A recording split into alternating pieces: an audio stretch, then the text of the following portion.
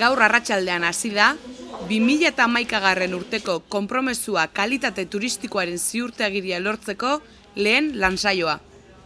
Igaro den hilaren hasieran banatu ziren Urola Kosta Baiaran 2010 urtean kalitate turistikoaren ziurtagiriak.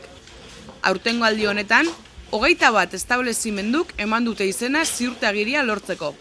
Arratsaldeon, ongi etorri ematea gatoz, herri guztietako ordezkariak, eta gehiegi luzatzea gaitikan eman die hitza eta ni bi hitz bakarrekan esango ditut.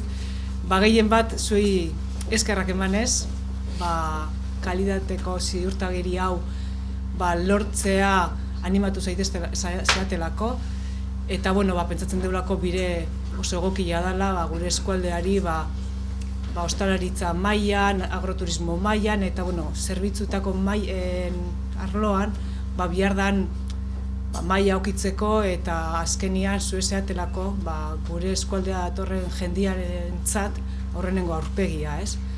Kalitate turistikoaren diploma ziurtagiria praktika egokien eskuliburua izeneko programaren barruan kokatzen da. Programa hori, Basketur Turismoaren Euskal Agentziak jarri zuen martxan 2006 urtean Euskalitekin elkarlanean. Programa horren helburua, turismoaren sektorean kudeaketa hobetzea eta profesionalizazioa bultzatzea da. Zuek gauzak ondo egiten barin baituzu eta ez dakau inongo zalantzarik ondo eta alde zuen hobetu egingo dituzutela, hori da azkenean gelditzen den imagena edo eskualdiena, ez? Eta pixka bat gure aldetikan animoak ematea, hasi indartzu eta bukatu ere gustora bukatzea da gure asmoa, ez? Zarautz aitzindaria izan zen programa horretan eta une honetan Zarautz, Zumaia, Aia, Orio eta Getariako establezimenduekin batera dihardu lanean. Esan behar baita ere dela pare bat aste, 3 aste, egon ginela ziurtagiriak entregatzen aurreko urtean egin zutenei, kurtso haubea egin zutenei, ez? 30 izan zian eta aneon ginen elkarrekin eta behaien esperientzia danak positibotzat jotze zuten eta espero deuenetan aurtengo partian ere horrela izatia eta zuek gustora eotia kurtso hontan, ez? Doako programa bat da eta 4 ziklotan banatzen da.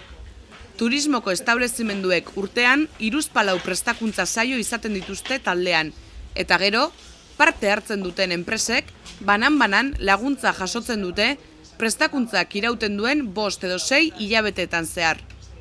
Lehen zikloa amaitutakoan, gainditzen duten establezimenduek konpromisoa kalitate turistikoaren izena duen ziurtagiria eskuratzen dute. Gure asmoa dela pixka bat profesionalizatzen jutia zerbitzuetako arloa, gizarti ere horrela daukaulako, lehiakortasun baten barruan gabiltzalako, eta ezinbestekoa dalako zerbitzu onak ematia eta lehiakor jokatzea aurrera jarraitzeko, ez?